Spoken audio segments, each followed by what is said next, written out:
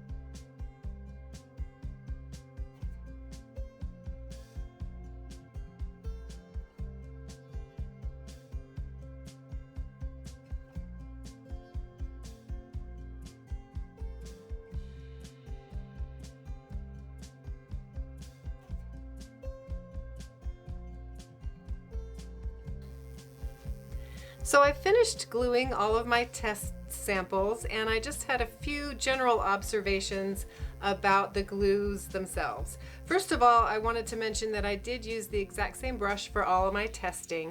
It's a little bit of a stiffer brush, so I think it might have left more streaks in the glue than a softer brush would have, but I did use this brush for all of the testing.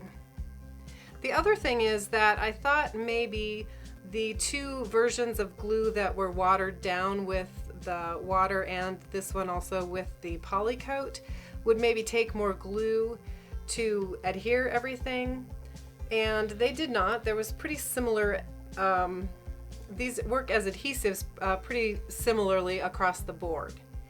The one thing I will say about the watered down versions is that they caused a little bit more puckering, but they were easier to use on the thinner papers. These 2 samples of glue, this one had the Polycoat and this is just the straight Elmer's glue, were a little bit tackier, I guess, and so I had to be a little bit more careful working with the tissue paper especially. The Mod Podge does finish with a slightly tacky feel to it. When you touch it, you can feel just the tiniest grip to it, and the glue products do not do that. The last thing I wanted to show you is just sort of how the 2 glues act. So I'm just going to use the straight Mod Podge and the straight Elmer's glue, and I want to show you kind of how it is to work with them. They're both certainly easy to work with, but they do kind of react differently when you are using the paintbrush. So I'm just going to dip this in to the glue, and you can see that it runs off. Now it's easy enough to catch the drips and things if you're wanting to do that, but I'm just dipping it into the about halfway mark of the brush, and you can see that a lot of the glue just runs right off. So I want to quickly wash out my brush and show you how the Mod Podge reacts.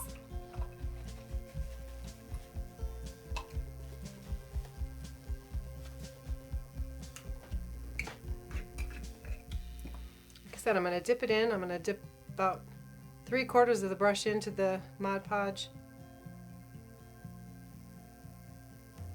And you can't see it as I'm pulling it out, but really there's not a single drip coming off of here.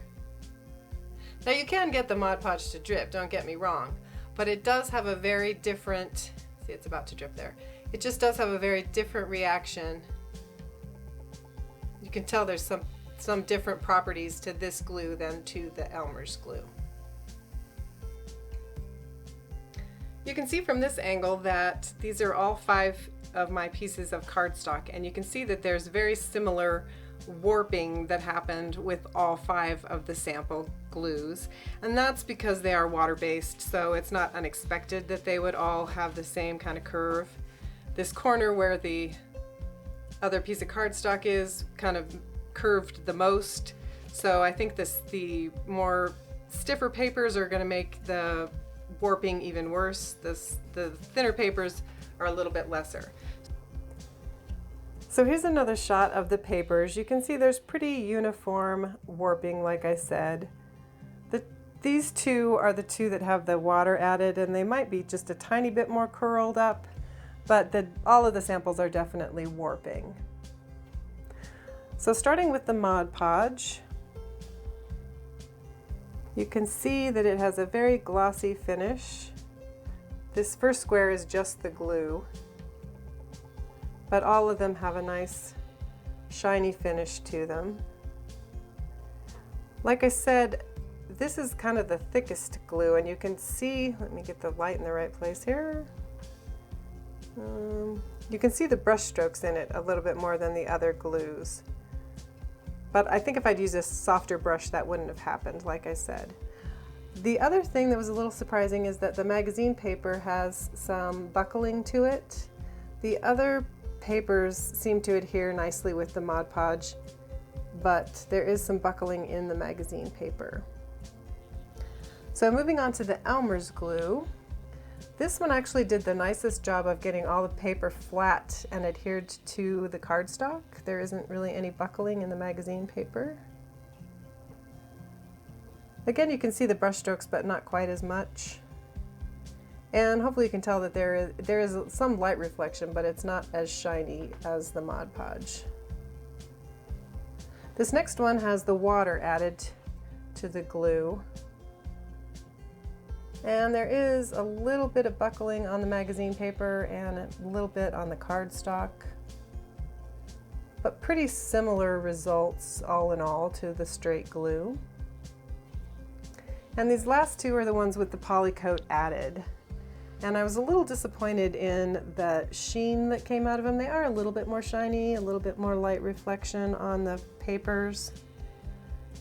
But here again, this is just the glue and the Polycoat, so I'm getting a really nice, smooth, what am I trying to say? The magazine paper and the cardstock did not buckle at all. I'm getting all the papers nice and smooth, so that is definitely a plus. And then this is the Polycoat water and glue mixture. There's a hair more sheen to it than the regular glue finish, but I wasn't all that impressed by adding the Polycoat, to be honest. And then you can see when the water is added, some of the papers do tend to buckle more.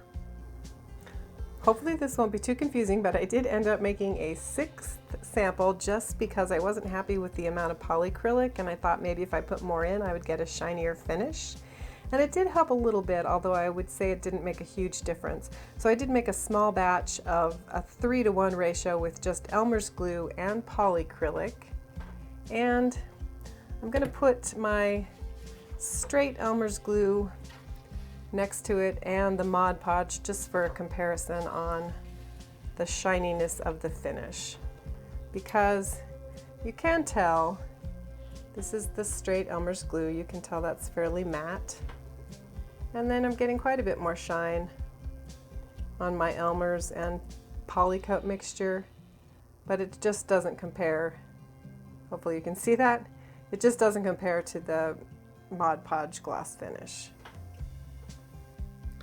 The wood samples had similar results. Everything, all the glues adhered pretty well to the wood, But again, I don't know if you can see it, this is the Mod Podge. For some reason it has more trouble with the glossy coated paper, I guess. The magazine paper shows a little bit of buckling. I'm not sure if you can see it on here. And the straight glue did a much nicer job with all of the papers as far as keeping them smooth. This watered down version of the glue also had some problems with buckling, particularly on the magazine paper, the shiny coated paper. And the other two that just have the glossy finish performed similarly. This again has some buckling on they both have a little bit of buckling on the magazine paper, but the other ones adhered fairly smoothly. The interesting thing about the wood here is just the finish on the wood itself. You can see that all of them yellow the wood a tiny bit, and I put them out of order just because I wanted to kind of test out the shininess of all of them. So if I move my light around here, it's hard to see. The shine isn't as obvious on the wood, although you can still see it. So this is my sample that I did with the extra poly coat, and it is closer, I would say, on the wood than it was on the paper as far as comparing to the shininess.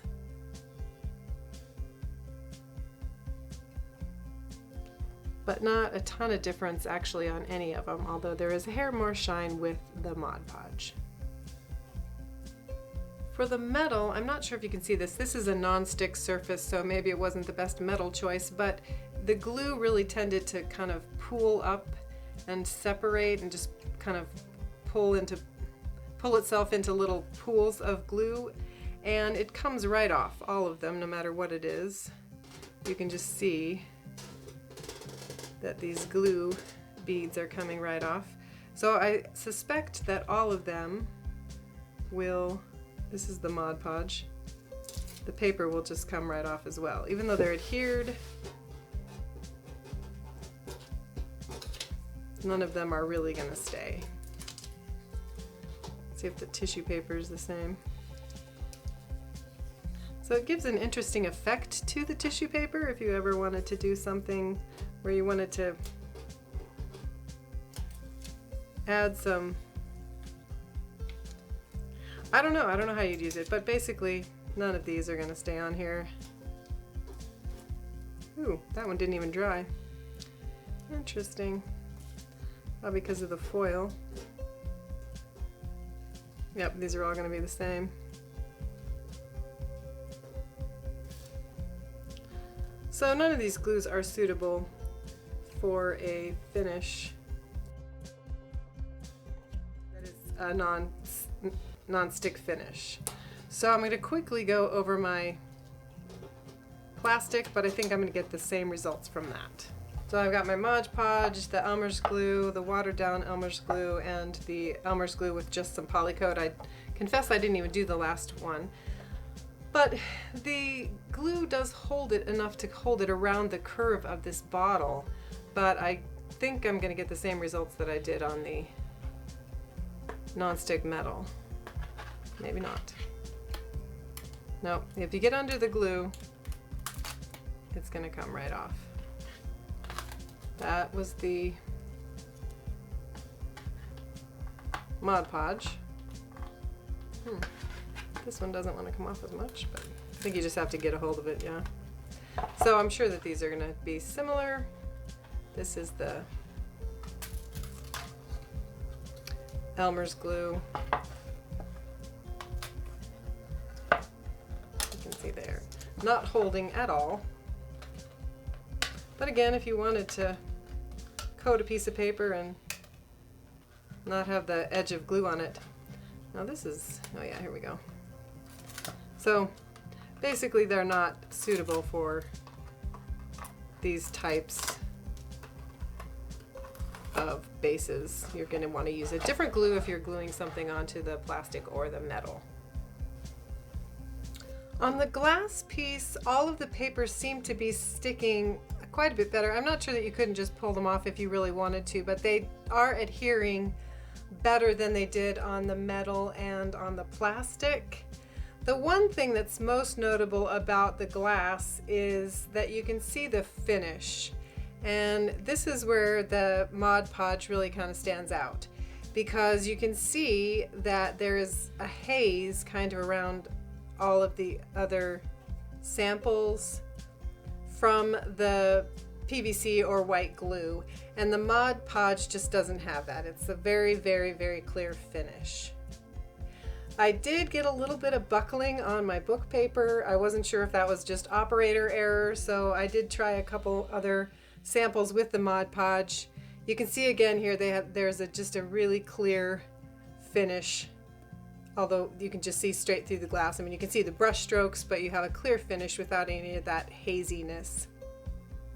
And just because I had this extra piece of glass, I wanted to test out my extra little sample where I put the extra polyacrylic in there.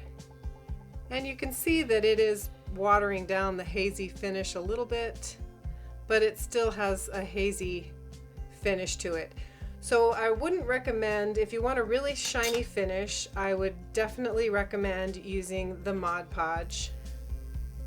On the fabric test, I wanted to test two different things. I wanted to test how well the fabrics adhered together, and also just the stiffness of the glue when it was added to the fabric. So I will say the Mod Podge is a little bit thicker than any of the glue samples. They're actually all quite similar, whether they had water added or whether they were just the straight glue. The other thing that's notable is that all of the glue samples on the hearts sort of puckered and are not laying flat. They all seem to be adhered nicely, but all of the glue samples have some bubbling and puckering. And the Mod Podge sample is laying very, very flat. So I'm going to go ahead and throw this in the wash and we'll see how it comes out. Alright, so this is my sample after it's been through the washer and the dryer. And my Mod Podge sample is the only one that stayed on. The other four were washed off in the warm wash, and there's really no residue of glue in the fabric at all. I was a little bit surprised by these results actually, because Mod Podge makes a fabric glue, and of course Elmer's has their washable school glue, so I was expecting the Elmer's to hold a little bit better than it did, and I was expecting the Mod Podge to wash off a little bit more than it did. So that is the results for the fabric. Obviously vastly different between the Mod Podge and the Elmer's, and this still has some texture to it as well. The edges did pull up a tiny bit here, so it's not like it, I don't know if I didn't have enough glue there or if maybe a little bit did wash off, but other than that, this is quite secure. Still, the two pieces of fabric are quite secure together.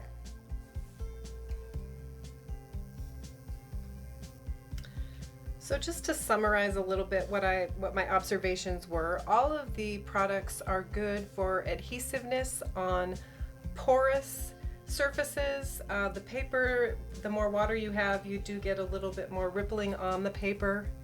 As far as finishes go, if you want a glossy finish, by far the Mod Podge was superior to any of the glue products.